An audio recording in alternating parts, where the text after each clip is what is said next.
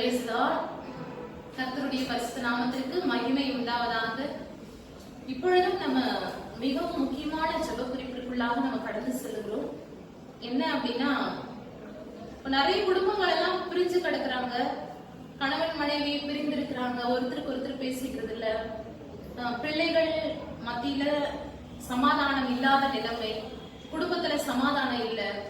இப்ப நம்ம ஜெபிக்கிற ஜெப குறிப்பு என்ன அப்படின்னா, குடும்ப சமாதானத்திற்காக நம்ம ஜெபிக்க போகிறோம். குடும்பத்துல சமாதானம் இல்லாத காரணத்தினால நிறைய பேர் விவாகரத்திற்கு நேராக கடந்து சென்று கொண்டிருக்கிறார்கள். தேவையில்லாத வாக்குவாதங்கள், மனஸ்தாபங்கள், குடும்பங்களில தேவையில்லாத சண்டைகள். ஒருவேளை நீங்க சொல்லலாம், எங்க குடும்பத்துல கூட அப்படிதான் இருக்குது சிஸ்டர், எங்க குடும்பத்துல கூட சமாதானம் இல்லாத நிலைமைதான், நாங்க அமைதியா இருக்கணும்னு தான் நினைக்கிறோம், ஆனா எப்படிதான் சண்டை வருதுன்னு தெரியல அப்படின்னு சொல்லிட்டு நீங்களும் கேள்வியோடு இருக்கலாம். கணவன் மனைவிக்குள்ள சரியான அண்டர்ஸ்டாண்டிங் இல்ல, ஈகோ பிரச்சனை, இப்படிப்பட்ட காரியங்களை தான் நம்ம பார்க்கிறோம். ஆனா ஆண்டவராகிய இயேசு என்ன சொல்லி இருக்கிறார், அந்த வசனத்தை நான் வாசிக்கிறேன். யோவான் 14வது அதிகாரம் 27வது வசனம். சமாதானத்தை உங்களுக்கு வைத்து போகிறேன், என்னுடைய சமாதானத்தையே உங்களுக்கு கொடுக்கிறேன். ஆண்டவராகிய இயேசு கிறிஸ்து இந்த உலகத்துல வாழ்ந்து பரலோகத்திற்கு போகிறதுக்கு முன்னாடி ஆண்டவர் என்ன சொல்லிட்டு போறாரு தன்னுடைய சீஷர்கள் கிட்ட அப்படின்னா, சமாதானத்தை உங்களுக்கு வைத்து போகிறேன், என்னுடைய சமாதானத்தையே உங்களுக்கு கொடுக்கிறேன். அவர் யாருடைய சமாதானத்தை கொடுக்கிறேன் அப்படின்னு சொல்லியிருக்கிறாருன்னா, என்னுடைய சமாதானத்தையே நான் உங்களுக்காக கொடுக்கிறேன், என்னுடைய சமாதானத்தையே உங்களுக்காக நான் வச்சுட்டு போறேன் அப்படின்னு தான் ஆண்டவராகிய இயேசு கிறிஸ்து நம்மளுக்காக வாக்கு கொடுத்திருக்கிறார், சொல்லிட்டு போயிருக்கிறாரு. ஆனா அநேக குடும்பங்களில் சமாதானம் இல்லாத நிலைமையில தான் இருக்கிறாங்க. சில பேர் சில வீட்டுல எல்லாம் பார்த்தா ஒரே வீட்டுலதான் இருப்பாங்க, ஆனா ஒருத்தருக்கு ஒருத்தர் பேசிக்காத நிலைமை, ஒருத்தருக்கு ஒருத்தர் ஒரு ரூம்ல இருக்கிறது பேசிக்காத, பிள்ளைகள் மத்தியில கூட சமாதானம் இல்ல. குடும்ப ஜபம் பண்ணணும் அப்படின்னா கூட ஒருத்தருக்கு ஒருத்தர் ஒரு ரூம்ல இருக்கிறதுனால குடும்ப ஜபம் இல்ல. அநேக ரட்சிக்கப்பட்ட குடும்பங்களில கூட இப்படிப்பட்ட காரியங்களுக்காக நம்ம இந்த நாள்ல ஜெபம் பண்ண போறோம். கர்த்தர் பெரிய காரியங்களை செய்வார். அநேக குடும்பங்களில் மருமகள் மாமியாருக்குள்ள தேவையில்லாத பிரச்சனைகள், வாக்குவாதங்கள், சண்டைகள், மனஸ்தாபங்கள், இப்படிப்பட்ட காரியங்களை தான் நம்ம பார்க்கிறோம். ஆனா ஆண்டவராகிய இயேசு கிறிஸ்து என்ன சொல்லி இருக்கிறார், ஒரு வேத வசனத்தை நான் வாசிக்கிறேன். ஆண்டவராகிய இயேசு எதற்காக அவர் ரத்தத்தை சிந்தினார், எதற்காக சிலுவை பாடுகளை அவர் ஏற்றுக்கொண்டார், இந்த வசனத்தை நான் வாசிக்கிறேன். ஏசாயா 54வது அதிகாரம் 5வது வசனம். நம்முடைய மீறுதல்களின் நிமித்தம் அவர் காயப்பட்டு, நம்முடைய அக்கிரமங்களின் நிமித்தம் அவர் நொறுக்கப்பட்டார், நமக்கு சமாதானத்தை உண்டு பண்ணும் ஆக்கினை அவர் மேல் வந்தது அப்படின்னு வாசிக்கிறோம். நம்மளுக்கு சமாதானத்தை உண்டு பண்ணுகிற ஆக்கினை ஆண்டவராகிய இயேசு கிறிஸ்து மேல வந்தது. அப்போ ஆண்டவராகிய இயேசு கிறிஸ்து நமக்கு சமாதானத்தை கொடுக்கறதுக்காக அவர் சிலுவையை ஏற்றுக்கொண்டார், அந்த ஆக்கினை அவர் மேல வந்தது அப்படின்னு சொல்லி இப்ப வாசிச்சோம். ஆண்டவராகிய இயேசு கிறிஸ்துவ பார்த்து இந்த நாள்ல நம்ம கேட்க போறோம், ஏசப்பா எங்க குடும்பத்துல சமாதானம் இல்ல, தேவையில்லாத குழப்பங்கள், தேவையில்லாத மனஸ்தாபங்கள், ஏன் இப்படி நடக்குதுன்னு தெரியல, நான் அமைதியா இருக்கணும்னு தான் நினைக்கிறோம், ஆனா கணவன் ஒரு வழியில இருந்தா மனைவி ஒரு வழியில இருக்கிறாங்க, மனைவி ஒரு வழியில போனா கணவன் ஒரு வழியில போறாங்க, ஒரு சரியான புரிந்து கொள்ளுதல் இல்ல, ஒரு மனதின் ஆவி அங்க இல்ல. இப்படிப்பட்ட காரியங்களுக்காக நாம இந்த வேளையில ஜெபிக்க போகிறோம். ஒரு காரியத்தை மாத்திரம் நம்ம தியானிச்சுட்டு நம்ம ஜெபிக்கலாம். என்ன அப்படின்னா, யோவான் 20வது அதிகாரத்துல ஒரு காரியத்தை பற்றி வாசிக்கிறோம். ஆண்டவராகிய இயேசு, ஏசப்பா இந்த உலகத்துல 33 வருஷம் வாழ்ந்தாரு. அப்போ அவர் சிலுவை பாடுகளை ஏற்றுக்கொண்டு மரித்து 3வது நாள் உயிரோட எழுந்தார், இன்றும் ஜீவனோட இருக்கிறார். நம்ம எல்லாருக்கும் தெரிஞ்ச விஷயம் தான். இப்போ ஆண்டவராகிய இயேசு கிறிஸ்து உயிரோட எழுந்துட்ட பிறகு அவர்களுடைய சீஷர்கள் எல்லாம் ஒரு வீட்டுல இருக்கிறாங்க. இயேசு கிறிஸ்து உயிரோட எழுந்த உடனே அவர் என்ன பண்றாரு, அவர் இறந்து 3வது நாள் உயிரோட எழுந்த உடனே அவர் என்ன பண்றாரு, 26வது வசனத்தை நான் வாசிக்கிறேன். மறுபடியும் 8 நாளைக்கு பின்பு அவருடைய சீஷர்கள் வீட்டுக்குள்ளே இருந்தார்கள். அவர் இறந்த உடனே அவங்க எல்லாரும் ஒரு வீட்டுல கூடி இருக்கிறாங்க. தோமாவும் அவர்களுடனே கூட இருந்தான். கதவுகள் பூட்டப்பட்டிருந்தது. அப்பொழுது இயேசு நடுவே நின்று உங்களுக்கு சமாதானம் என்றார். சீஷர்கள் எல்லாம் ஒரு வீட்டுல கூடி இருக்கிறாங்க.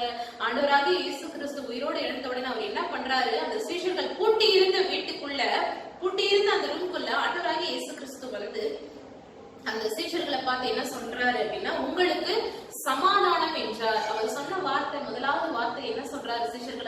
என்னன்னா, உங்களுக்கு சமாதானம் அப்படின்னு சொல்றாரு. இந்த வேளையிலும் பார்த்து சொல்றாரு, உங்களையும் பார்த்து சொல்றாரு. ஒருவேளை குடும்பத்துல சமாதானம் இல்ல, உறவுகளின் மத்தியில சமாதானம் இல்ல, கணவன் மனைவிக்குள்ள சமாதானம் இல்ல, பெற்றோர்கள் பிள்ளைகள் மத்தியில சமாதானம் இல்லாத உங்களை பார்த்து, உங்களுக்கு தெரிந்தவர்களுடைய குடும்பத்தை பார்த்துதான் ஆண்டவர் சொல்றாரு, இன்று உங்களுக்கு சமாதானம். இந்த நாள்ல நம்ம ஜெபம் பண்ண போறோம். சமாதானத்தின் தேவன் சமாதானத்தை கொடுக்க அவர் வல்லமையுள்ள தேவனா இருக்கிறார். நம்ம எல்லாரும் ஜெபிக்கலாம். உங்களுடைய குடும்பங்கள் ஒருவேளை பிரிஞ்சிருக்கலாம். உங்களுக்கு தெரிந்தவர்கள், உங்க சொந்தக்காரங்க, உங்க உறவினர்கள் யாராவது குடும்பத்துல சமாதானம் இல்லாம பிரிஞ்சிருக்கிற நிலைமை இருந்தாலும் அவர்களுக்காக நீங்க ஜெபிங்க. கர்த்தர் பெரிய காரியங்களை அவர் செய்ய வல்லமையுள்ள தேவனா இருக்கிறார். நம்ம ஜெபிக்கலாம். மகா பரிசுத்தமுள்ள எங்கள் நல்ல தகப்பனே, இந்த வேளையிலும் நன்றியோடு ஸ்தோத்திரிக்கிறோம் ராஜா. உம்மை ஸ்தோத்திரிக்கிறோம் ஆண்டவரே, ஸ்தோத்திரிக்கிறோம் ஆண்டவரே. அப்பா, நீ ஜெபத்திற்கு மறு உத்தரவு கொடுக்கிறவர் ஆண்டவரே. என்னை நோக்கி கூப்பிடு, நான் உனக்கு மறு உத்தரவு கொடுப்பேன் என்று சொல்லியிருக்கிறீரே ராஜா. அவர்கள் கேட்கும் போதே, அவர்கள் பேசும் போதே நான் கேட்பேன் என்று வாக்கு கொடுத்திருக்கிறீங்களே. அவர்கள் கூப்பிடுகிறதற்கு முன்னமே நான் மறு உத்தரவு கொடுப்பேன் என்று ஆண்டவரே நீ சொல்லியிருக்கிறீங்களே ஆண்டவரே. இந்த வேளையிலும் ஆண்டவரே, உண்மையே நாங்கள் நோக்கி கூப்பிடுகிற இந்த வேளையில ஆண்டவரே, எங்களுடைய ஜெபத்தை நீ கேட்கிற தேவனா எங்கள் மத்தியிலே அசைவாடுகிறதற்காய் ஸ்தோத்திரம் ஆண்டவரே.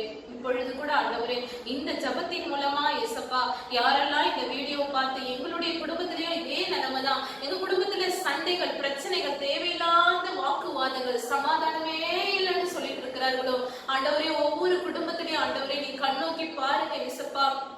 அவர்களுக்கு தெரிந்தவர்களோட குடும்பங்களுக்காக ஜெபிக்கலாம். ஒருவேளை கணவன் மனைவிக்குள்ள சமாதானம் இல்ல, குடும்பங்கள் சிதறி கிடக்கலாம் ஆண்டவரே. இப்படிப்பட்ட குடும்பங்களுக்காக ஆண்டவரை யாரெல்லாம் ஜெபிக்கிறார்களோ, ஒருவேளை அவர்களுடைய குடும்பங்களுக்காக ஆண்டவரை அவர்கள் ஜெபித்துக் கொண்டிருக்கலாம். ஆண்டவரே, உங்க சமாதானம் ஆண்டவரே இறங்கட்டும் ஆண்டவரே. எப்படி ஆண்டவரே அப்பா, உங்களுடைய சீஷர்கள் ஆண்டவரே அந்த அறையில ஆண்டவரே இருக்கும் பொழுது பூட்டப்பட்ட ஆண்டவரே அந்த அறையில நீ வந்து உங்களுக்கு சமாதானம் என்று சொன்னீரோ, அது போல ஆண்டவரே உமது வார்த்தை நீர் அனுப்பும்படியாய் ஜெபிக்கிறோம். உங்களுக்கு சமாதானம்னு சொல்லுங்க. இந்த வேளையில உங்களுக்கு சமாதானம்னு சொல்லுங்க. சமாதானத்தையே உங்களுக்கு வைத்து போகிறேன் என்று வாக்கு கொடுத்திருக்கிறீங்களே, என்னுடைய சமாதானத்தையே உங்களுக்கு கொடுக்கிறேன்னு சொல்லியிருக்கிறீங்களே ஆண்டவரே. ஒவ்வொரு குடும்பங்களுக்குள்ள தேவ சமாதானம் இறங்குகிறதற்காய் ஸ்தோத்திரம் ராஜா. ஒவ்வொரு குடும்பங்களுக்குள்ள தேவ சமாதானம் இப்பொழுதே இறங்குகிறதற்காய் நன்றி செலுத்துகிறோம் ஆண்டவரே. கணவன் மனைவிக்குள்ள சமாதானத்தை கொடுக்கிறீங்க, அதற்காய் நன்றி ராஜா. தேவையில்லாத வாக்குவாதங்கள், தேவையில்லாத சண்டைகள், தேவையில்லாத பிரச்சனைகள் ஆண்டவரே, மனஸ்தாபங்கள் இயேசுவின் நாமத்தினால சமாதானத்தை கெடுக்கிற கிரியைகளை நசரேயனாகிய இயேசுவின் நாமத்தினால அழித்து ஜெபிக்கிறோம் ஆண்டவரே. சமாதானத்தின் தேவன் சீக்கிரமாய் சாத்தானை உங்களுடைய கால்களின் கீழே நசுக்கி போடுவார் என்ற வேத வசனத்தின் படியாய் ஆண்டவரே, சமாதானத்தை கெடுக்கிற பிள்ளைகள் மத்தியில, மருமகள் மாமியார் மத்தியில, கணவன் மனைவி மத்தியில, உறவுகளின் மத்தியில சமாதானத்தை கெடுக்கிற எல்லா விதமான ஆண்டவரே சமாதானத்தை கெடுக்கிற சத்துருவின் கிரியைகள் நசரேயனாகிய இயேசுவின் வல்லமையுள்ள நாமத்தினால அழிக்கப்பட்டு போகட்டும். செயல்படவே கூடாது ராஜா. நீ சொன்னீரே, உலகம் கொடுக்கிற பிரகாரமாய் அல்ல, என்னுடைய சமாதானத்தை உங்களுக்கு கொடுக்கிறேன்னு சொல்லியிருக்கிறீங்களே ஆண்டவரே. உலகம் ஆண்டவரே எப்பா கொடுக்கிற சமாதானம் கொஞ்ச நிமிஷம் தான் இருக்கும் ஆண்டவரே, கொஞ்ச நாள் தான் இருக்கும் ஆண்டவரே. ஆனா நீங்க கொடுக்கிற சமாதானம் அது நித்தியமான சமாதானம், அது நிலையான சமாதானம் ஆண்டவரே. ஒரு தேவ சமாதானம் இறங்குகிறதற்காய் ஸ்தோத்திரம். தேவ சமாதானத்தினால நிரப்புகிறதற்காய் நன்றி ராஜா, நன்றி ராஜா, நன்றி ராஜா ஆண்டவரே. ஒருவேளை விவாகரத்துக்கு நேராக குடும்பங்கள் கடந்து சென்று கொண்டு இருக்கலாம். இயேசுவினுடைய வல்லமை ஒவ்வொரு குடும்பங்களுக்குள்ள இறங்குகிறதற்காய் ஸ்தோத்திரம் ராஜா. தேவ சமாதான கணவன் மனைவிக்குள்ள இறங்குகிறதுக்காய் நன்றி செலுத்துகிறோம். ஒரு மனதின் ஆவியை இயேசுவின் நாமத்தினால கட்டவிழ்த்து ஜெபிக்கிறோம் ஆண்டவரே. இயேசுவின் நாமத்தினால தேவ சமாதானம் ஒரு நதியை போல பாய்ந்து போகட்டும் ஆண்டவரே. அப்பா, நீ சமாதானத்தை கொடுக்கிறவர். கர்த்தர் தமது ஜனத்திற்கு சமாதானம் அருளி அவர்களை ஆசீர்வதிப்பார் என்று சொல்லியிருக்கிறீங்களே அப்பா. இந்த வேளையிலும் ஆண்டவரே சமாதானத்தை கொடுங்க ஆண்டவரே. சமாதானத்தினால நிரப்புங்க ஆண்டவரே. சமாதானம் அருளி ஆசீர்வதிப்பீராக சுவாமி. நீ சமாதானத்தை கொடுக்கிறீர் ராஜா. பிள்ளைகள் மத்தியில சமாதானம் இறங்குகிறதற்காய் ஸ்தோத்திரம் ராஜா. ஒருவேளை ஆண்டவரே சொந்தக்காரங்க எல்லாம் பேசாம இருக்கிறாங்களே, ஐயோ சொத்து பிரச்சனைனால ஒரே சமாதானம் இல்ல, எங்க பார்த்தாலும் சமாதானம் இல்லாத நிலைமை இப்பொழுது காணப்பட்டு கொண்டிருக்கிறதே ராஜா. ஆண்டவரே நேர்ல பார்த்தா கூட ஒருத்தருக்கு ஒருத்தர் பேசிக்கிறது இல்ல ஏசப்பா. ஆண்டவரே ஒரே வீட்டுல தான் இருக்கிறாங்க, ஆனா ஒருத்தருக்கு ஒருத்தர் பேசுறதே இல்ல ஆண்டவரே. தேவையில்லாத சண்டைகள் ஆண்டவரை, புரிந்து கொள்ளுதலே இல்லை ஆண்டவரே. இப்படிப்பட்ட காரியங்களுக்காக ஜெபிக்கிற ஒவ்வொரு குடும்பங்களிலும் இயேசுவினுடைய சமாதானம் இறங்கட்டும் ஆண்டவரே. இயேசுவின் சமாதானம் இறங்கட்டும். உங்களுக்கு சமாதானம்னு சொல்லுங்க ஆண்டவரே, உங்களுக்கு சமாதானம்னு சொல்லுங்க ஆண்டவரே. நரகத்திற்குள்ளே சமாதானம் இருக்கும் என்று வேத வசனத்தின்படியா ஆண்டவரே ஒவ்வொரு வீட்டுக்குள்ள சமாதானம் இறங்கியதற்காய் ஸ்தோத்திரம். ஒவ்வொரு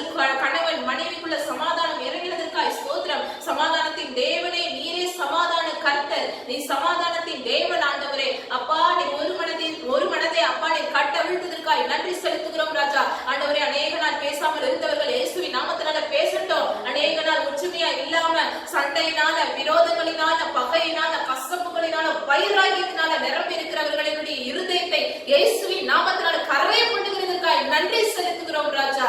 சமாதானத்தை கொடுக்கிறதற்காய் நன்றி செலுத்துகிறோம் ராஜா. அப்பா, அநேக நாள் ஆண்டவரை பிரிந்து கிடக்கிற குடும்பங்கள் எல்லாம் ஆண்டவரை ஒன்று சேர்க்கிறதுக்காய் நன்றி ராஜா, நன்றி ராஜா, நன்றி ராஜா.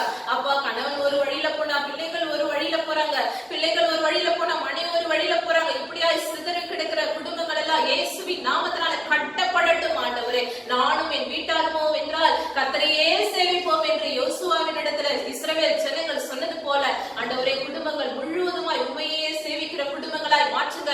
ஒரு மனதினால நிரப்புகிறீர், அதற்காய் நன்றி செலுத்துகிறோம், நன்றி செலுத்துகிறோம். நன்றி ராஜா.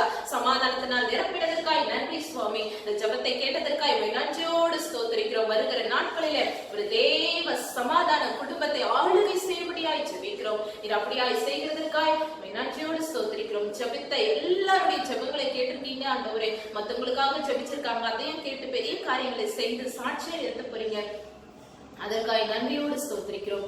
சகல துதியும் கனமகிமை எல்லாம் இயேசு கிறிஸ்து ஒருவருக்கே செலுத்துகிறோம்.